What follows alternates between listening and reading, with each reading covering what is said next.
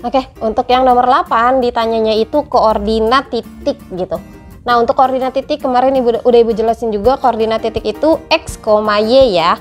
Nah, kalau misalnya Ibu tanya, tentukan koordinat titik A misalnya.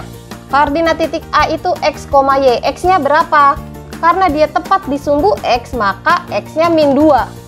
Y-nya berapa? Nah, kan dia tempat di sumbu X. Y-nya di sini ke 1 enggak, ke min 1 enggak, berarti dia di min 2,0. Kalau Ibu tanya tentukan titik C misalnya, atau tentukan titik B dulu deh. Tentukan titik B, berarti X, Y. X-nya ada di min 5, Y-nya ada di 3.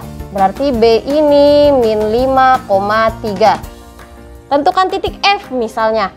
F di sini tepat di sumbu Y nih. Kan titik itu X, Y. X-nya berapa, Bu? Nah, X-nya itu enggak di min 1 ke sana, enggak. Di 1 ke sana, enggak. Dia tepat di sumbu Y. Berarti si F ini merupakan 0,-3. Misalnya lagi tentukan titik D. Titik D, X-nya berapa? Titik D di sini. Nih, X-nya 3. Y-nya min 5. Berarti 3,-5. Gitu. Ini yang nomor 8, tentukan titik koordinat.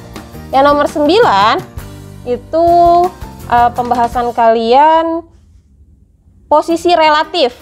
Posisi relatif misalnya ditanya tentukan posisi relatif dari titik D ke titik C. Posisi relatif ya. Posisi relatif D terhadap C, berarti nulisnya DC. Kalau kalian mau pakai X2 kurang Y2, X2 kurang X1, Y2 kurang Y1 boleh. Jadi kalau DC, D terhadap C, yang dicari itu C dikurang D. C ini sebagai X2Y2, D ini sebagai X1 Y1. C ini kan dia punya titiknya di 4,5. D ini titiknya di 3,-5. Berarti rumusnya itu kan X2 kurang X1, Y2 kurang Y1 ya. Berarti X kurang X, 3 kurang 5. Salah, maaf. 4 kurang 3. X kurang X, belakang kurang belakang. 5 kurang min 5. 4 kurang 3 itu 1, min ketemu min plus, berarti 5 tambah 5, 10. 1,10. Kalau misalnya kalian mau pakai cara bergerak ke kanan ke kiri boleh. D ke C ya, berarti kita bergerak ke kanan dulu nih. Ke kanan 1, karena dia adanya di titik 4.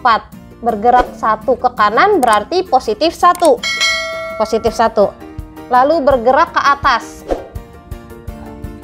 Berapa nih loncatnya? 1, 2, 3, 4, 5, 6, 7, 8, 9, 10. Ke atas 10 berarti positif 10. Ini hasilnya. Misalnya deh lagi posisi relatif. Dari mana ya? Dari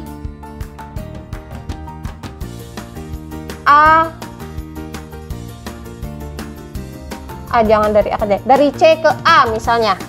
Dari C terhadap A berarti nulisnya CA, maka A dikurang C. A ini titiknya apa aja A-nya? A-nya titiknya tadi min 2,0 ya. Min 2,0. C titiknya 4,5. Rumusnya X2 kurang X1 berarti X kurang X. Min 2 kurang 4, 0 kurang 5. 0 kurang 5. Berarti dia min 2, min 4, min 6, 0 kurang 5 berarti min 5. Ini posisi relatif. Kalau pakai yang bergerak Bu, bisa juga. Jadi yang bergerak karena C ke A, berarti kita mulai dari start dari C. Bergeraknya dia ke kiri atau ke kanan dulu? 1, berarti dia bergeraknya ke kiri ya, karena dia ke A. 1, 2, 3, 4, 5, 6. Kalau ke kiri maka dia bernilai negatif, jadi min 6. Ini min 6. Lalu ke bawah. 1, 2, 3, 4, 5. Kalau ke bawah juga bernilai negatif 5, berarti negatif 5. Negatif 5. Oke, selanjutnya kita ngomongin masalah jarak titik ke sumbu X maupun ke sumbu Y. Kita lihat Ki, jarak ke, ini kan X ya, ini Y. Berarti kalau Ki jarak ke sumbu X, kalian tinggal lihat 1, 2, maka jaraknya 2.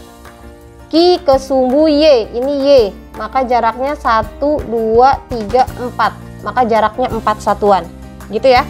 Yang R ke sumbu X berarti 1, 2, 3, maka jaraknya 3. Yang R ke sumbu Y, maka 1, 2, 3, 4, 5, jaraknya 5. Ini P ke sumbu X, 1, 2, 3, jaraknya 3. P ke sumbu Y, 1, 2, 3, 4, jaraknya 4. Itu kalau kita tinggal hitung jarak.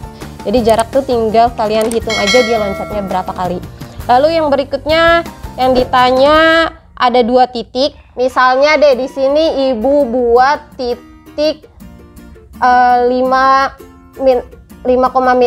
ini titiknya. Misalnya ini titik M, lalu ada 5,5. Ini titik N misalnya ya.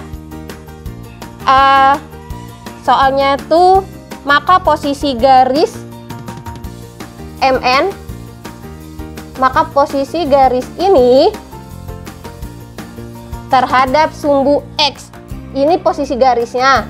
Ada 2 titik, jadi titik 2 ini kita gabungin. Lalu kita cari posisi garis ini terhadap sumbu X gimana. Ini kan garis ke atas ya. X mendatar, maka posisi garis sama sumbu X itu tegak lurus. Lalu gimana kalau misalnya yang ditanya posisi garis sama si sumbu Y? Lihat, dia sama-sama ke atas, sama-sama vertikal, berarti dia garis MN sejajar dengan sumbu Y.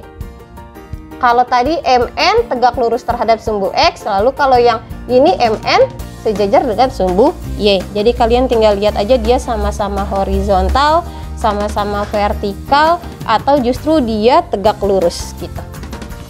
Lalu yang berikutnya jarak titik P terhadap garis X sama dengan 4. Nah, misalnya ada titik nih. Di sini misalnya titik apa ya? Misalnya titik P deh. Di sini ada garis X sama dengan, dia mintanya misalnya X sama dengan 2 atau Y sama dengan min 2 deh. Ibu buat Y sama dengan min 2 berarti ada di sumbu Y melewati min 2, kita buat garis. Nah, ini artinya garis Y sama dengan min 2. Bu, kalau X sama dengan min 6 boleh. Ini X kan di sumbu X, ini min 6, kita buat garis. Ini artinya garis X sama dengan min 6, gitu ya. Nah, yang ditanya jarak titik P ke garis X sama dengan Y sama dengan garis Y sama dengan min 2. Titik P ke garis Y sama dengan min 2 berarti kalian tinggal loncat 1, 2, 3, 4, 5. Jadi jaraknya 5 gitu. Bu, gimana kalau misalnya titik P ke garis X sama dengan min 6? Boleh. 1, 2, 3, 4, 5, 6, 7, 8, 9, 10. Jadi 10 satuan.